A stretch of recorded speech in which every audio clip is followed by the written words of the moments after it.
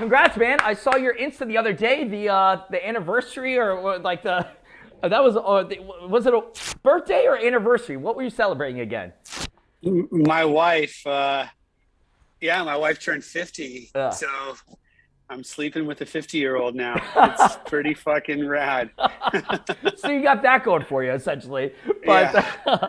listen, we are speaking here with our buddy John Feldmann, the man, the myth, and the legend. First of all, congratulations on everything. Continuing to crush it, man. One of my favorite albums in the past year and a half, 2 years has been the Girlfriends album, man. I Thanks. love that album. And they crushed it live, too, a couple weeks ago here in New York City. You did a great job on that, Oh, man. sick. Nice. Thank you very much. Yeah, those guys are I've known Travis forever. I worked with Travis Mills like way back in the day when he was, kind of I guess a singer, rapper. Right. And now he's doing, this thing, which is great. I mean, this is what he grew up on. I mean, Yeah. I'd say Blink is his favorite band. So it's all come full circle for that kid. It's kind of wild, Feldman, that, or Feldy, if you would. It's all happening again. Do you realize this? And obviously, you're like one of the mainstays to make this happen. But we're finally getting, guitars back in music that's hitting the radio and stuff. It's all happening again. I don't know if it's MGK that kind of like started it off. Like, I don't know what's happening, but I'm happy about it, man. It's all happening again, dude. Yeah, but it's not exactly the same, is it? It's got Right. it's got these kind of like twists with rhythmic verses, and there's a lot of kind of trap production. And I mean, it's not cookie cutter. It's not like we're bringing back like exactly this nostalgic 2000 sound. I mean, there's definitely like a twist Yeah. to it, and it's not like it's bands really, is it? It's more like artists like Youngblood or Poor Stacy, Jaden Hostler, Ian Dior. It's like the scene is more about, kind of solo artists rather than bands. So it's cool because I mean, it does have these reminiscent sounds of like the shit that I like, the Used and Story of the Year. Yeah. It's funny. I was working with this kid Quentin Griggs, and he's like, dude, have you ever heard the song Until the Day I Die by Story of the Year? I'm just like, yeah, I've fucking heard that song, dude. It's like, oh, that song, yeah, I've heard it a couple times. You know what I mean? It's like, oh, Yeah. yeah. So what do you think about that though? That Mod. I mean, Mod's new album's absolutely crushing it as well. And like, we're seeing this. You're right. It's not the cookie cutter pop punk that like the Much Music, early Fuse days, etc. And it's not like even the pop punk even before that with the Goldfinger and the Sky Hippos, all those bands, etc. But what do you think about the current quote unquote scene or whatever you want to describe it as? What's your take on it? Because you're working with a lot of these artists, man. Yeah, I mean, a lot of these.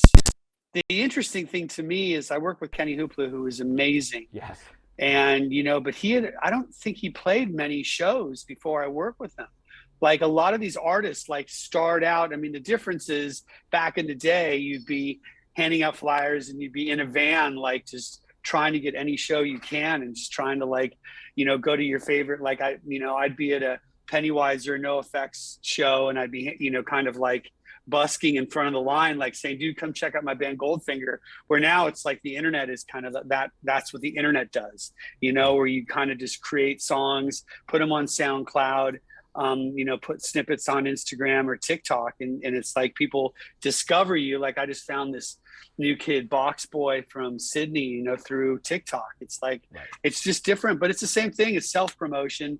I mean, you're still out there fucking trying to, say, look at me through all this white noise. And it's the same.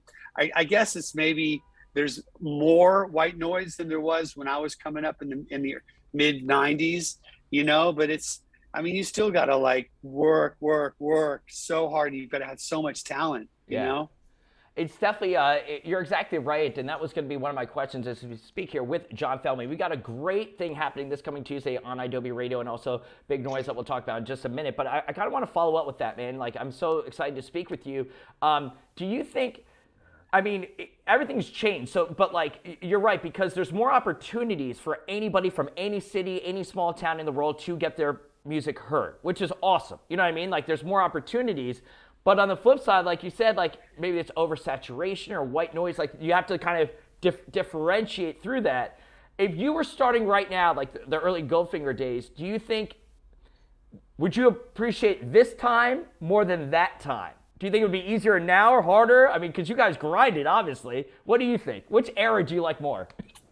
I don't know, dude. I see videos of like a ghost main show, or even like Travis Scott, where people are just like, it's tragedy what happened at the Travis Scott show. So maybe that's not a great example, but I mean, people still like, it's still like mosh pit stage diving. It's still like crazy energy. So, in some ways, look, it's easier. I mean, you can get to me, a guy that could certainly help someone's career, whether it's by putting you on tour with one of my bands or signing to my label, or helping, kind of craft songs in the studio. Like, you can get to me really easy. I mean, you can just, message me on Instagram or on Twitter, and you can kind of get to me. So back in the day, it was much harder to kind of get someone's phone number, to kind of connect. Yeah. So in some ways it's easier, but look, I mean, there's a lot. I mean, everybody sounds, the thing is, you can sound amazing now, with kind of, Pro Tools and auto-tune and editing drums. I mean, anyone, you can kind of just program your own,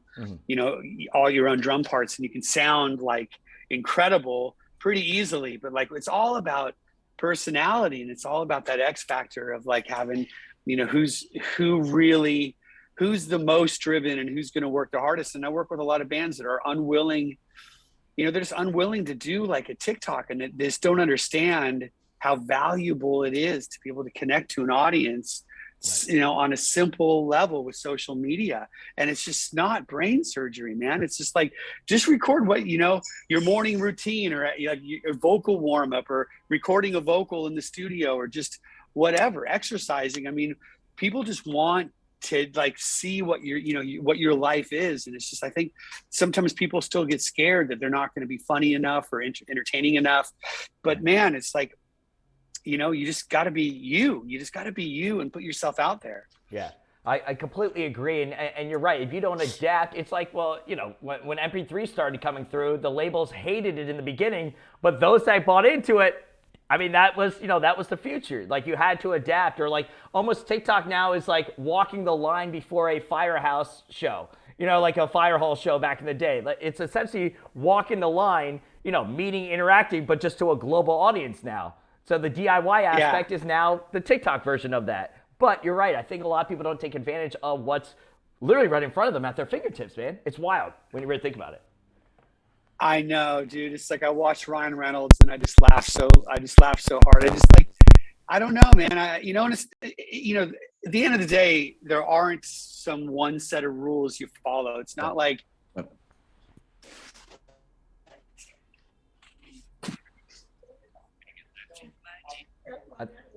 I think you just dropped.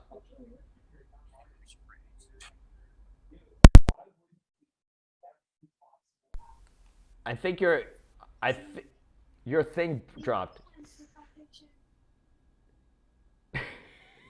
Reconnect. Well, there you go. Are you back now? My son's in the other room playing. Yeah, it switched over to his headphones. He's like Call of Duty. And there is a new Call of Duty, by the way, that's out there. Welcome to 2021, by the way. Yeah, right? Like, exactly. It's like, dude. It's like all of a sudden just like machine gun fire in the background. I'm like, oh, great, just another day in California. I know, right? Yeah, but I was just saying that, like, look, it's not like that. There isn't one path that like everyone takes. It's like, that's the great thing about music. And look, I still believe at the end of the day, song is king, and like having the greatest song is like, that's the goal. Is like having songs that are going to stand the test of time. But like, all this other stuff matters. It all matters. Yeah. Yeah, and anything you can do to differentiate or at least separate yourself from everybody else, because nobody's going to hand you anything, especially in the music industry, as we've all learned, and artists are learning every single day. It is John Feldmann here with Gunz from the Gunz Show. So stoked to catch up with them. We got a great thing that's happening this Tuesday. Want to give a shout out to somebody in the chat that called Tech215, and they said, I've been listening to so much Goldfinger lately. You've produced amazing records. I remember seeing you on MTV in 1996 when they were 12. So they got that, and the self-titled album, Face to Face, Big Choice, on a blank cassette, all those stuff. So shout out to the OGs that are in the chat, man. Feels good, right?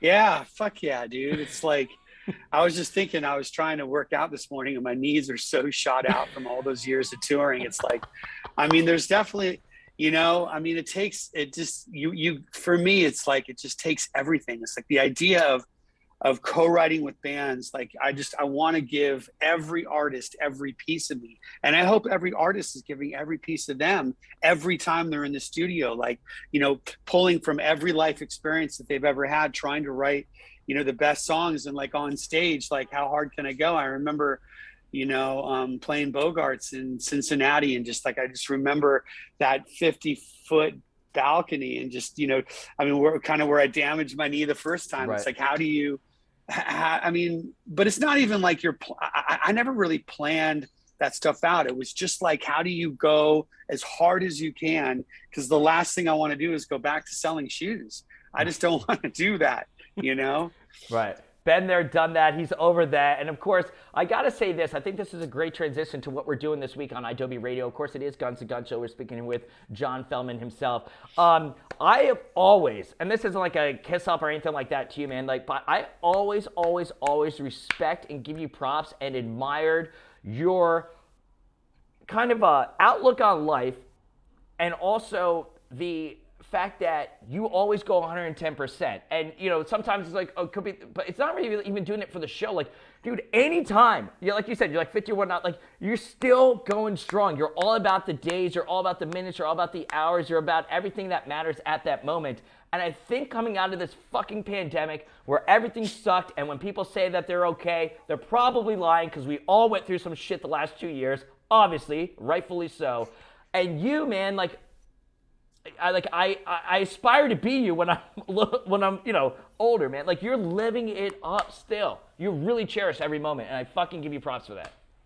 Yeah, well, look, I mean, it's not, like, we're gonna talk about mental health, I guess, on when we're on together on Tuesday. But It's like, I mean, but it is contrary action. A lot of it is my brain is. I mean, I grew up in, that sarcastic, cynical era of just everything sucks, right? Everything, when you kind of have that mindset, how do you transition out of it into being a successful human?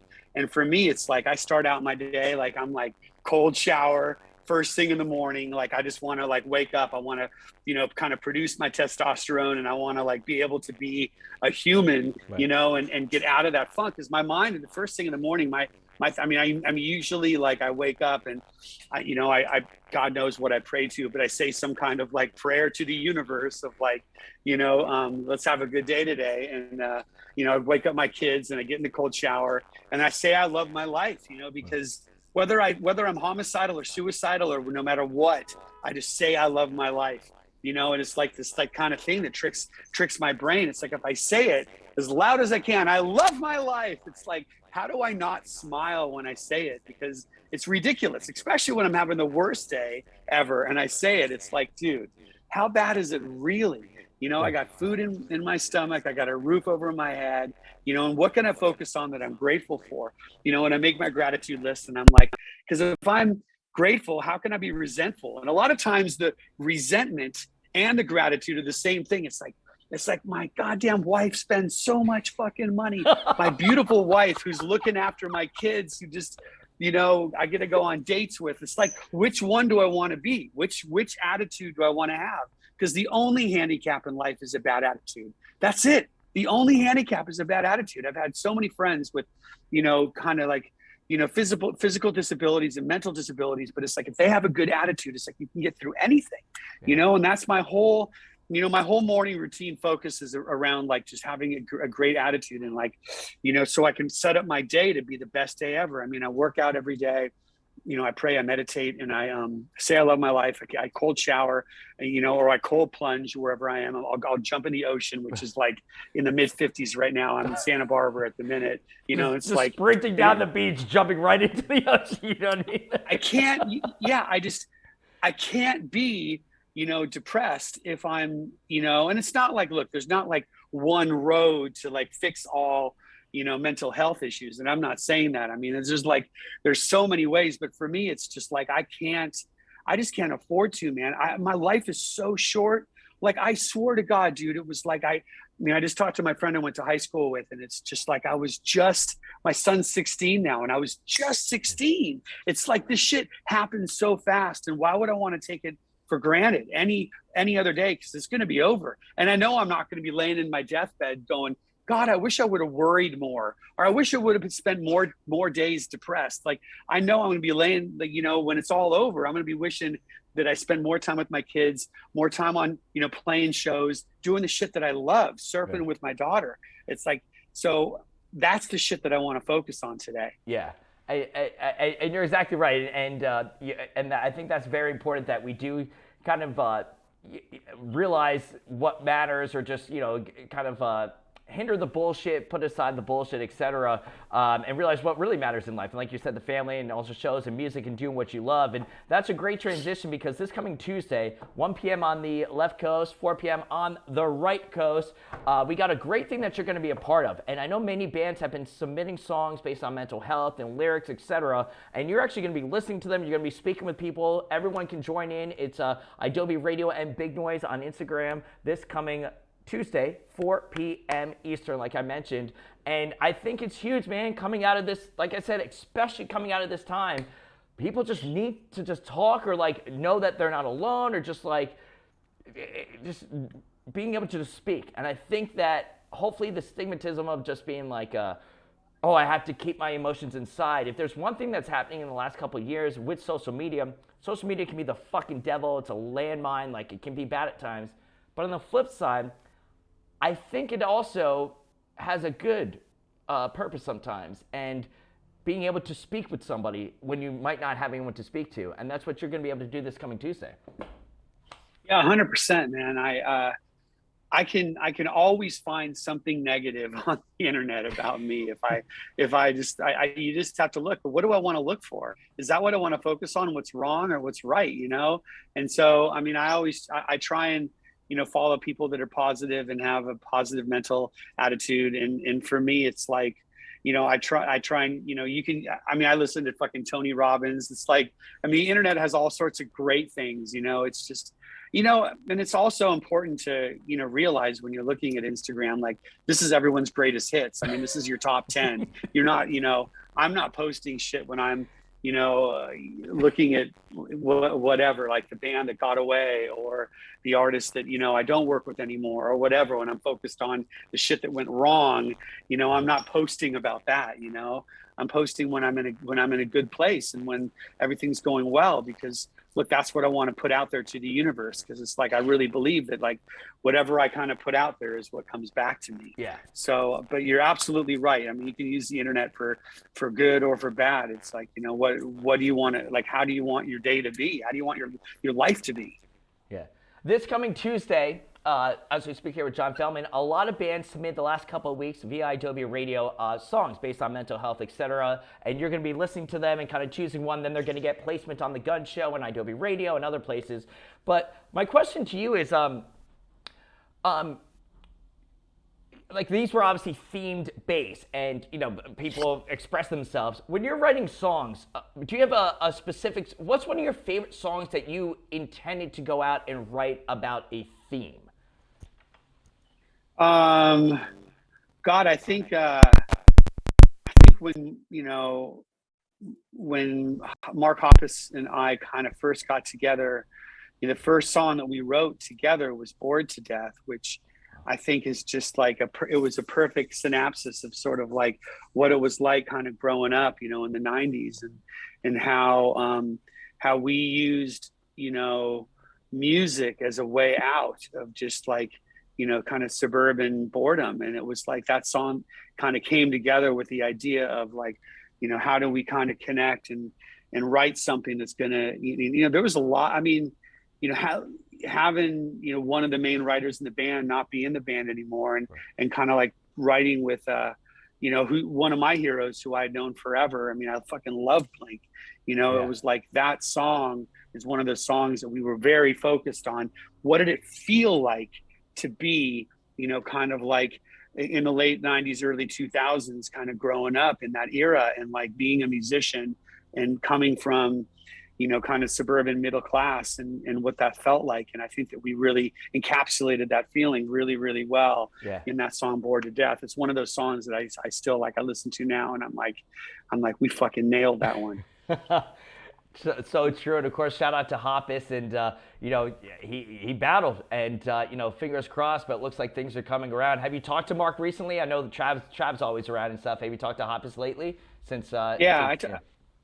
It is Travis's birthday today, by the way. Travis Barker is celebrating another year on this planet. So there we go. But yeah, I talked to Mark. I don't know, a few weeks ago.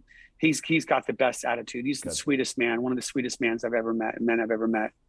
Absolutely, and one of the hardest working bands out there for sure as well, and humans, and big fans of them. Listen, just a couple more questions with John Feldmann. Appreciate you coming on. I know it's early over there. I really appreciate you coming on the Gunz Show. Dude, it's so good to see you, Feldy.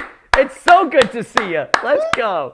Let's go. Of course, we are here with John Feldmann. A couple of just random questions. The chat's asking these.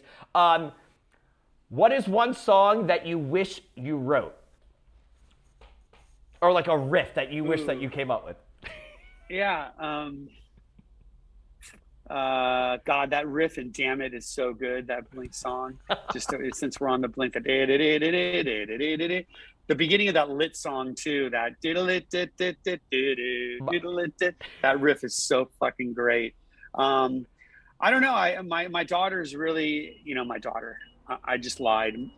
I have been listening to Adele. That Easy on Me song, okay, yeah. Is so good. I was about to put it on her. I turned her onto the song. That song, I wish I wrote that song, man. What a jam that song is, But yeah, so I don't know, so many. I mean, I love Sum 41's Fat Lip. I think that's one of the greats, Right. Basket Case by Green Day is such a classic. And it's very, it's just, God, there's so many. I love Viva La Vida by Coldplay. Whenever that song comes on, I just saw Coldplay play in New York last month, and it was like that, that those strings. The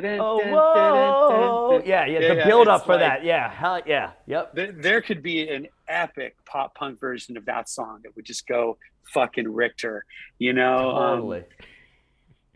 So many. Yeah, so many. Yeah, I mean, well, you just named so like I said, you just crushed it. Of course, that Lit song, My Own Worst Enemy, is a jam. Also, I can't wait to see who's going to cover the Coldplay song. You got Feldmann approved right here, so somebody's got to come out with it for sure. What is one track that you produced, wrote, whatever it might be, that you wish got more attention? Like almost like a song that's like, why the f didn't it take off? By any band out there.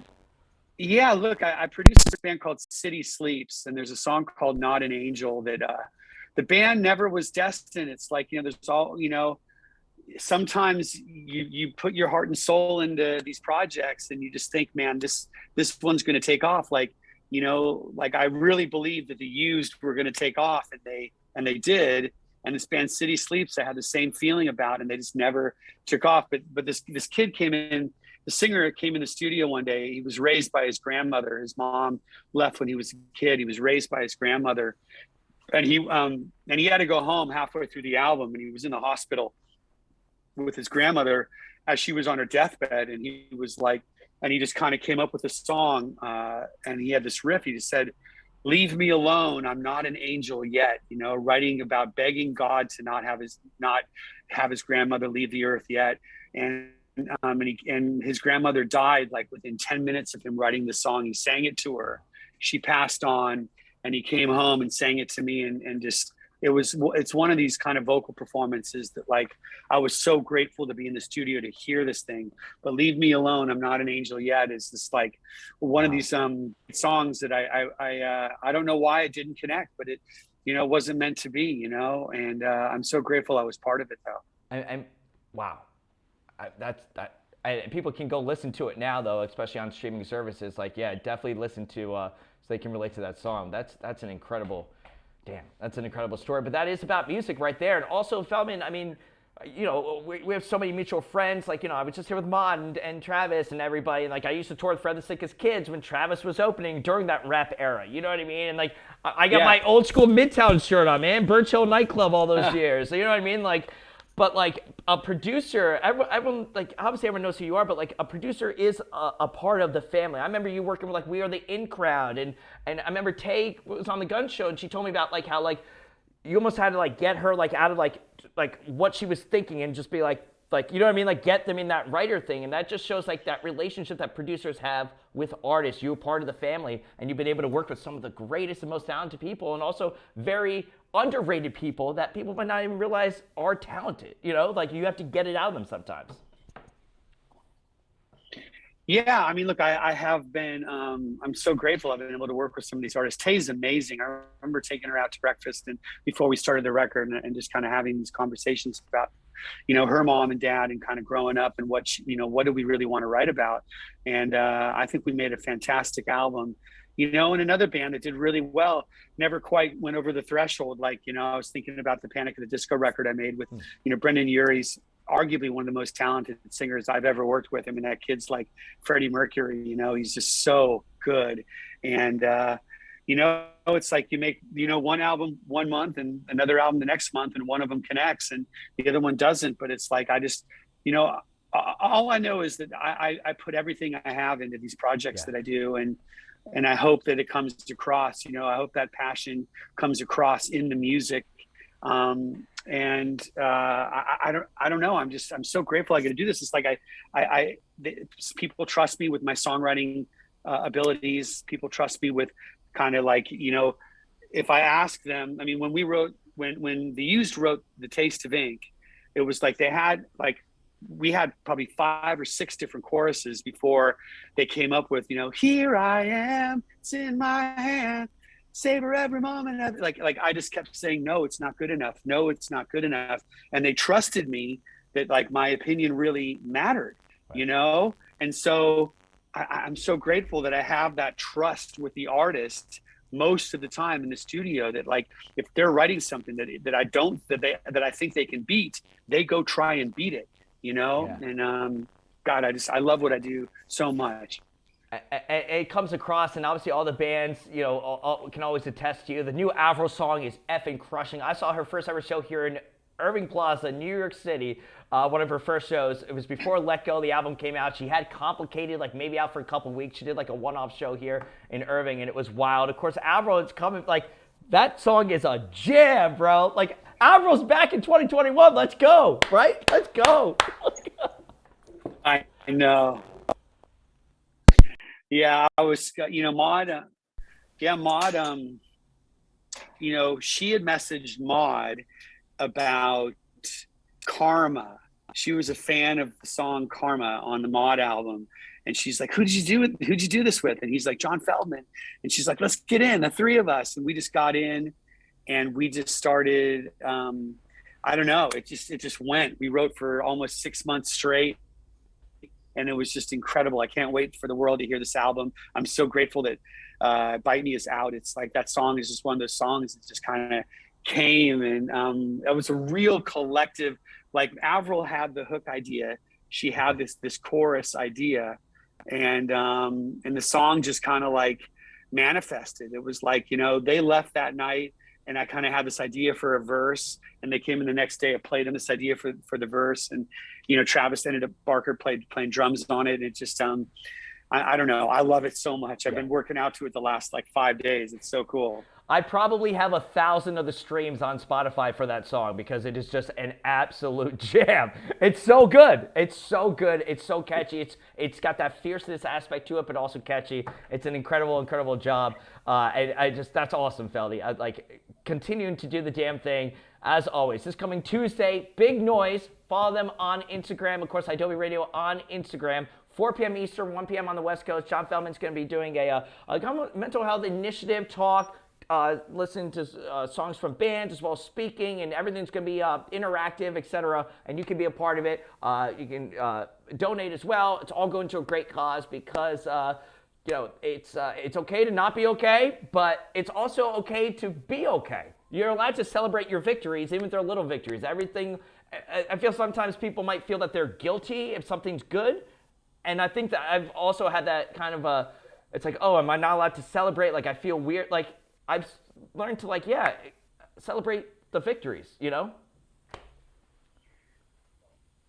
Yeah, I mean, look, I tend to, my mind wants to say you did okay, but it could have been better, but it wasn't with this artist, but and it's like I like to really acknowledge and literally pat myself on the back when something good is happening. Like, we're celebrating the release of Bite Me right now, and so I just talked to Avril yesterday. I'm just like, congratulations on all these playlists that she's getting and like all added on all these radio stations. And I just, I want to like put it out there to the universe that I'm great. Like, thank you for the success that we're having on this. And it's important.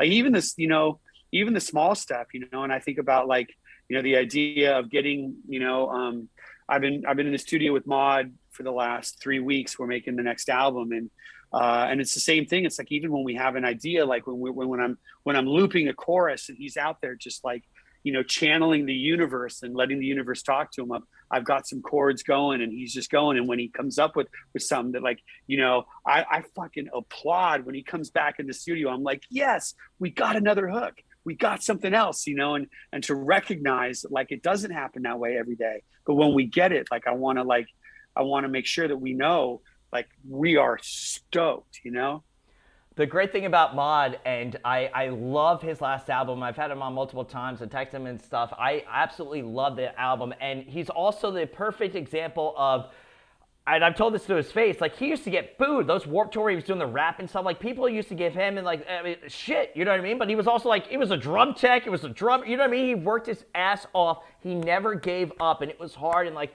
he's my homie and stuff. And like, and he's outspoken about, he's spoken about this in the past, the struggles he had to deal with.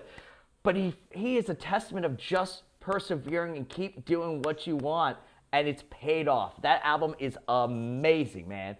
And like, that's such a good story to be told from him, Because, yeah, I think it's important to talk about like the idea when things are hard, like, to just keep going. I mean, what's that old adage, if you're going through hell, keep going. It's like, I remember opening for the Sex Pistols when I was just starting my career, like 3 years into Goldfinger, and people would, fill up bottles of piss and just throw them on me, and I'd be covered in people's piss and just on stage.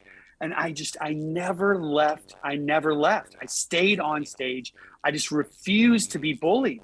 I refused to be bullied by the whole crowd chanting, fuck you, because, back then it was like, I was the new school of kind of punk rock, and the audience was looking for like the first wave, like the Sex Pistols era back in the 70s. And we were like doing something that wasn't quite that, just like the era of Mod Sun right now. It isn't, it's just not that early 2000 pop punk. It's different, and it's like, but I just like stand your ground and don't just refuse to be, I don't know, man. I mean, the internet community can be really bad bullies. And it's like, stand up for what you believe and everything's all right. If you're a good person, everything works out. I mean, you look at MGK and Mod, and they literally used to get like booed, like they had the rap stage on the concrete at Warped Tour. They were touring, nobody like for the Sammy Adams and stuff. You know what I mean? Like, and like they weren't getting respect, and they fucking kept doing it. Now they're on top of the world, and that's a testament to our guest right here, John Feldmann. Final question, kind of a two-parter. We have a lot of people that are in bands or aspiring to be in bands, etc. in the chat, or are going to be rewatching this on the Gunz Show. Two-part. What advice would you give to established musicians right now, / what advice would you give to aspiring musicians right now? I think established musicians is like, what do I do, as a guy that's been doing this for a minute now? Like I'm constantly, I just want to be open-minded. And how can I stay open-minded? Because a lot of the guys I went to school with that aren't musicians are like, oh, all music sucks these days and my kids' music sucks. It's like, but what? It doesn't. It isn't like that. Like, what can you find out of something new the new artist that like you go, this lyric is amazing, this melody is incredible, like this instrumentation is something I just didn't expect. It's like, and what do I, like I'm always listening to New Music Friday. I'm trying to find something to inspire me to get a new sound in the studio, or how someone used a piano part just to make me feel something emotional. So it's like, what are other people doing that's inspirational, and I'm so grateful for Allison Hagendorf, and like she's always like putting like Love whatever Allie. all this new Allie's the shit, like homegirl. Yeah, she's awesome. Love Allie. she's the best. And it's like, I mean, I love that collab that Tom Morello did with Bring Me the Horizon. I think what Bring Me the Horizon do are incredible. I think I just think Jordan is incredible as a producer. I just think the sounds that he makes are, I'm always intrigued by kind of what they're doing, pushing that electronic evolution forward in like kind of like a rock arena. Right. I've worked with Poor Stacy. I think he's incredible. I mean, there's so many musicians that I can like, kind of grab inspiration from, and that's what I'm trying to do. And it's like, but conversely, like I'm trying to turn my kids on to the Police and U2. Right, and, the OGs, the OGs, the ones that set the standard, Yeah, the shit that I grew up on, and like kind of like the shit that influenced me as a kid. It's like I still try and grab onto, kind of say, all right, this is why I did this in the first place, and what can I grab out of this and make it modern.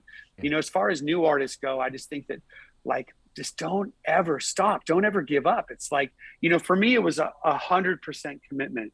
Right. It was like I wasn't like, I didn't go to school. I mean, all I did was music. It's like even to this day at 54, people are like, well, what are your hobbies? And okay, my friends are getting into the golfing and shit. I'm like, dude, I live and breathe music. Yeah. I listen to it in the morning, afternoon, and evening. And it's like, if this is what you really want to do, like this is it. Like focus on every single way that you can promote yourself, become better as a musician, like practice writing songs, like listen to the Beatles, like, who are the greatest Lennon and McCartney are the two greatest songwriters of all time, as far as I'm concerned. Like, how did they write music, and how did they, make you feel something, because if you can make yourself cry when you're writing a song, you can make the world cry, and it's like, I don't know. And it can be any genre. Like, I mean, Lady Gaga moves me as much as Slipknot moves me, and it motivates me. And right. So,